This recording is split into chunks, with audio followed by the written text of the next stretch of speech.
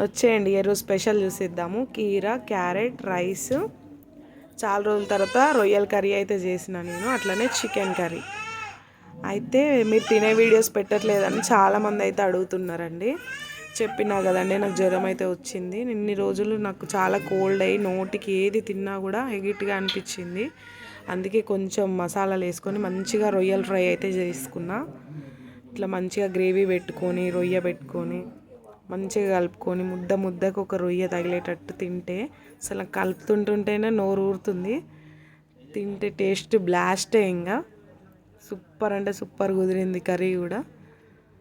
మంచిగా లో ఫ్లేమ్లో అయితే ఫ్రై చేసిన మస్తు వచ్చింది. తర్వాత నెక్స్ట్ ఇక్కడ చికెన్ అయితే తీసుకుంటున్నా. చాలా అంటే చాలా టేస్టీగా ఉంది చికెన్ కూడా. చాలా బాగా అనిపిస్తుంది. 3-4 డేస్ అయితే గ్యాప్ వచ్చింది. ఆ తర్వాత అయితే నేను మంచిగా తింటున్నా అనిపిస్తుంది ఇప్పుడు. ప్లీజ్ సపోర్ట్ చేయండి, సబ్స్క్రైబ్ చేసుకోండి ప్లీజ్.